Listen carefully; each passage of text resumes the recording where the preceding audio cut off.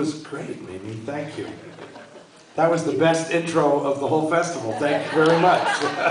That was true. You should have been doing this all along. Don't tell them I said that. Okay, I'm going to start out here by giving away some DVDs for the hardcore who have been here through the whole run. Our friends at the Warner Archive Collection bestow upon us some gratis DVDs that we can give away as bonus stuff. I should just do this because I see people like Pat here who has been here sitting in front of me. You have earned that. You have earned that one. Likewise, Mitch, here you go. I can run. I can run. It wouldn't be Seattle if I didn't see you two sitting right here. Oh, and Pamela, of course. Here, give it to me. I'll run it. Here you go. Here you go. All right, that's good. That saved us some time. So now that leaves me with two that I can give away, like with trivia questions. Boy, are these weird.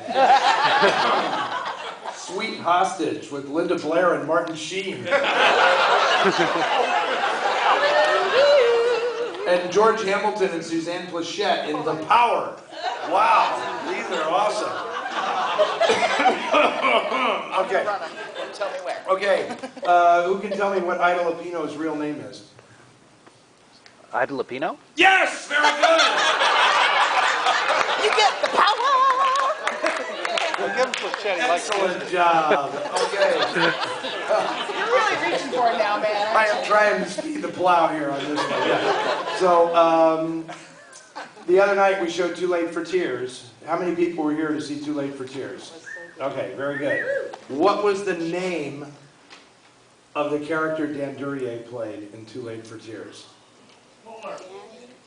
Danny Fuller. Danny Fuller. That man who said Danny Fuller. Who are you? Raise Be your honest hand. now. That man just won that last. Enjoy that, George Hamilton, Suzanne Plachette. She was a lot of Disney movies. Right? I think you know, the Warner Archive Collection, they now do this stuff like manufacture on demand videos. That may be the only existing copy.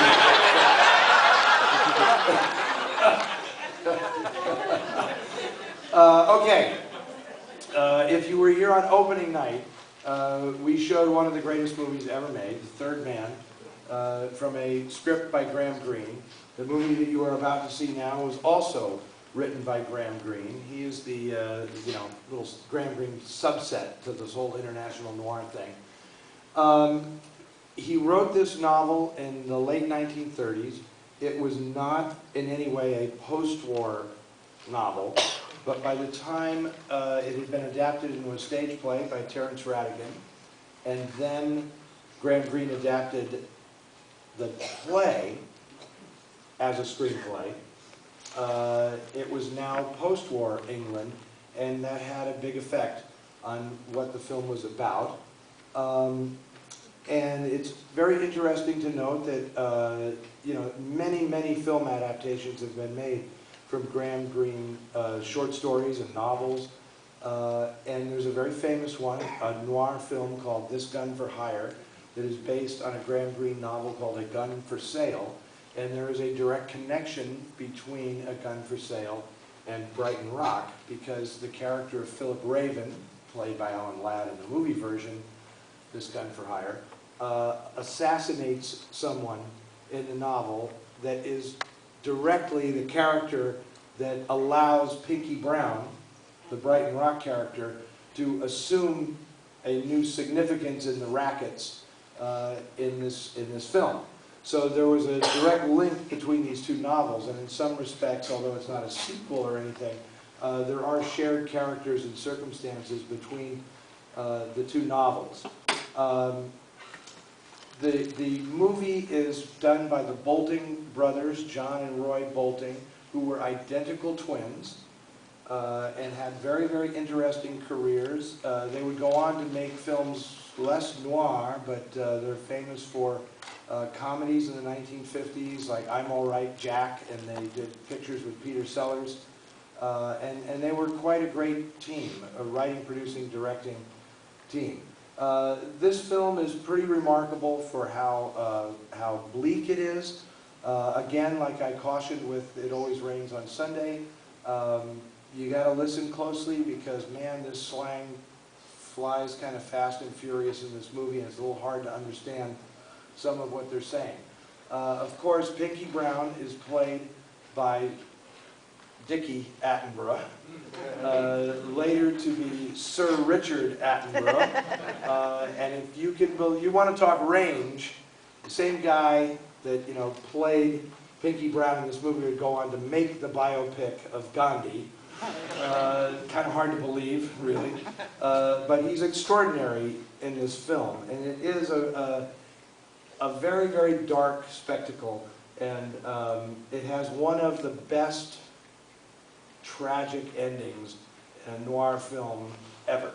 And it was remade not that long ago, I think 2010, they did a version of this that updated the whole thing to the 1960s and made it kind of a mods and rockers kind of thing, and it really didn't have the same impact, for me at least, that this film had.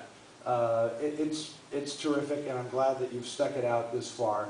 I invite you tomorrow to immerse yourselves on that holiday into the French film noir. Come on, they gave it the name, so it's a spectacular day tomorrow, and I'm happy that my colleagues and good friends Vince and Rosemary Keenan will be here to do the hosting duties tomorrow.